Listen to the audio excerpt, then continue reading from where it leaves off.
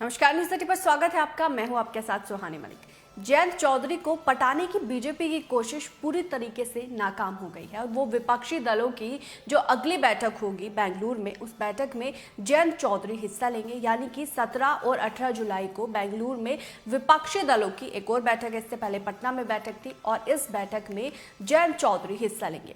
उत्तर प्रदेश पंचायत चुनाव में समाजवादी पार्टी और राष्ट्रीय लोकदल के बीच बढ़ती दूरियों के बीच बीजेपी कोशिश कर रही थी कि छोटे चौधरी को उनके पाले में आ जाए और पार्टी के मिशन 80 को सफल बनाने में अपना योगदान दे। लेकिन फिलहाल छोटे चौधरी ने विपक्षी खेमे में ही रहने का निर्णय लिया है। विपक्षी दलों की एकता के बीच माना जा रहा है कि कुछ राज्यों में बीजेपी को सीटों का नुकसान हो सकता है, जिसमें बिहार, महाराष्ट्र से लेकर पश्चिम बंगाल तक के राज्य शामिल है। यही कारण है कि बीजेपी ने अपने उन सभी गढ़ों को पूरी मजबूती से संभालने की रणनीति बनाई है जहां पर उन्हें 2014 और 19 में अच्छी सफलता मिली थी। इसमें यूपी, बिहार, मध्य प्रदेश, राजस्थान और दिल्ली जैसे राज्य शामिल है। उत्तर प्रदेश बीजेपी के लिए मजबूत गढ़ के रूप में उभरा है, लेकिन वो अपनी पकड़ और ज्यादा मजबूत करने के लिए जयंत चौधरी और ओम प्रकाश राजभर को अपने साथ लाने की कोशिश कर रही थी। राजभर उसको पूर्वांचल में मदद करेंगे तो वही जयंत चौधरी पश्चिम में जाट वोटर को एकजुट करने में बीजेपी का सहयोग कर सकते हैं। यदि ऐसा होता तो बीजेपी का पहले से लेकर, पूर्व से लेकर और पश्चिम तक का किला विपक्षी दलों के लिए अभेद्य हो जाता।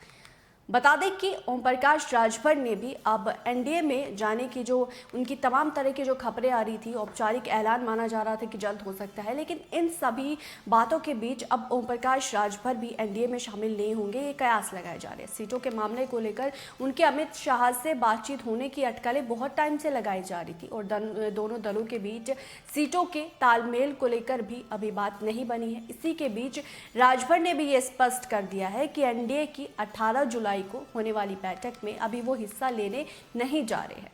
जयंत चौधरी के भी बीजेपी खेमे में आने के अटकले के प्रयास लगाए जा रहे थे, लेकिन उन्होंने मना कर दिया। बीजेपी ने उन्हें 2 लोकसभा सीट देने का ऑफर दिया था और उसके बाद ही उत्तर प्रदेश के बीजेपी अध्यक्ष भूपेंद्र सिंह चौधरी ने बयान दिया कि वो जयंत चौधरी को साथ लाने के लिए तैयार है। यदि वो बीजेपी गठबंधन का हिस्सा बनना चाहे तो उनका स्वागत है, लेकिन फिलहाल अपने कोर वोटर के नुकसान और विपक्ष में बेहतर संभावना को देखते हुए जयंत चौधरी ने बीजेपी के ऑफर को ना कह दिया है। आरएलडी के एक नेता का कहना है कि उनकी पार्टी का बड़ा जनाधार जाट और मुसलमानों के साथ आने के बाद बनता है। दोनों ही जातियों के किसानों ने अजीत चौधरी के साथ रहते रहते जयंत चौधरी को भी अपने नेता के रूप में देखना शुरू कर दिया है और शुरुआती दौर में कुछ गड़बड़ी के बाद जयंत चौधरी ने अपने इस वोट बैंक की रणनीति करने का निर्णय लिया। 2019 और 20 के किसान आंदोलन के दौरान उन्होंने किसानों के बीच ये कसम खाई थी कि वो बीजेपी के साथ कभी नहीं जाएंगे। यदि वो एक बार फिर बीजेपी के खेमे में जाते हैं तो उन्हें अपने लोगों के बीच उनके जो गलत एक इमेज है वो क्रिएट हो जाएगी और छोटे चौधरी ये नुकसान उठाने की स्थिति में फिलहाल नहीं है। नेता के अनुसार बीजेपी की चुनावी रणनीति मुस्लिम विरोध के इर्द गिर्द बनती है, जिसमें 2014 से लेकर 2022 तक इसी विरोध के दम पर उत्तर प्रदेश के पश्चिमी हिस्सों में जाटों को अपने साथ लाने में कामयाब पाई। इसी के कारण वो अपनी चित परिचित शैली को छोड़ने को जोखिम नहीं उठा सकती, जबकि जयंत चौधरी का जाटों के बाद सबसे बड़ा समर्थन मुसलमान मतदाता का है।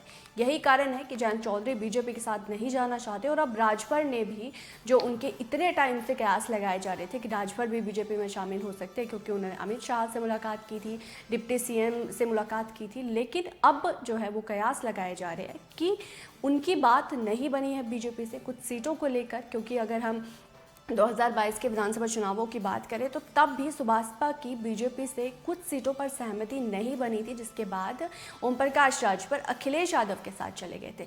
तो अभी भी उनकी बातचीत चल रही है बीजेपी से, लेकिन कुछ सीटों को लेकर बीजेपी में उनकी जो एक समझ है वो नहीं बन पा रही है। कुछ सीटों को लेकर अभी भी पैंच फंसा हुआ है। तो ऐसे कयास लगाए जा रहे हैं कि जयंत चौधरी के बाद अब राजभर भी बीजेपी के साथ नहीं जाएंगे। जयंत चौधरी के बाद अब राजभर ने भी बीजेपी से किनारा कर लिया है।